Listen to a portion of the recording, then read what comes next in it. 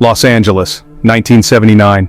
A chill wind swept through the streets, carrying a sense of foreboding. In the pre-dawn light, the body of Angela Roberts was discovered, life brutally extinguished. Her once vibrant eyes stared vacantly into the growing daylight. The news spread like wildfire. A killer stalked the night. Fear, palpable and consuming, seeped into the very fabric of Los Angeles. Homes transformed into cages where every creak signaled his return. The Los Angeles Times now bore the grim responsibility of reporting the escalating body count. The media amplified the fear that the Midnight Stalker, as he was soon dubbed, so effectively sowed. The question on everyone's mind: who would be next?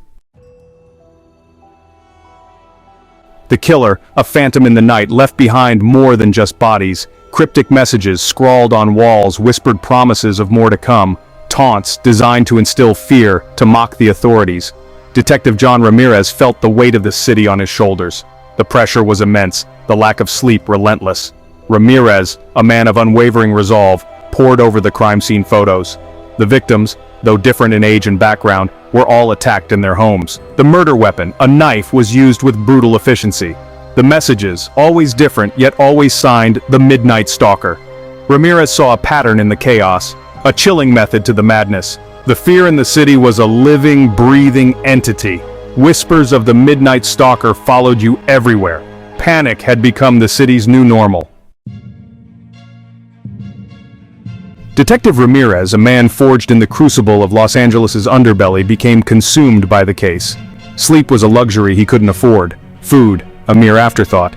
His obsession, fueled by coffee and cigarettes, mirrored the killers. Ramirez saw the victims not as case files but as human beings, their lives tragically cut short.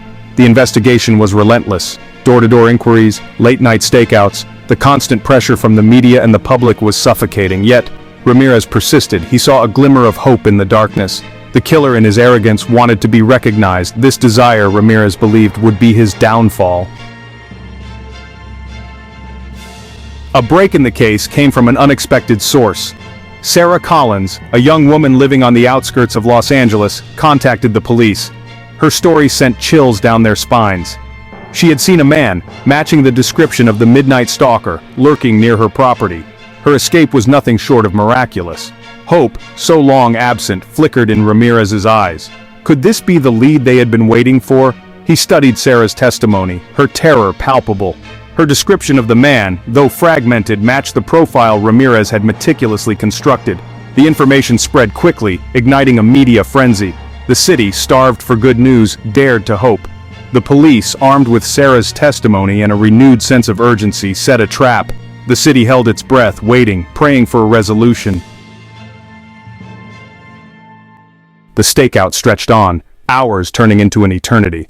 Just when their hope began to dwindle, a figure emerged from the shadows. The man, tall and lanky, moved with a chilling familiarity. He fit Sarah's description perfectly. This was him. The Midnight Stalker, Richard Sanders. Adrenaline surged through Ramirez. He moved with the precision of a seasoned hunter, his every action honed by years of experience.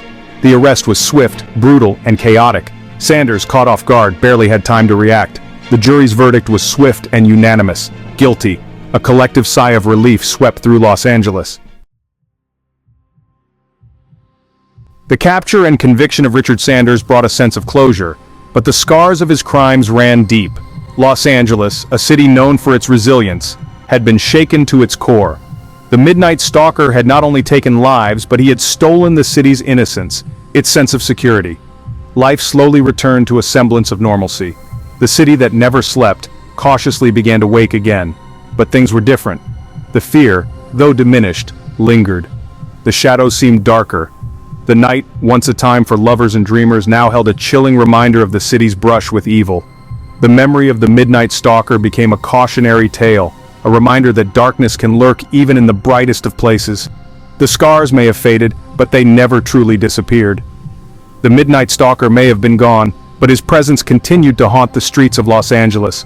A ghost story whispered from one generation to the next. What do you think about the Midnight Stalker case? Let us know in the comments below. Don't forget to subscribe to our channel for more thrilling content.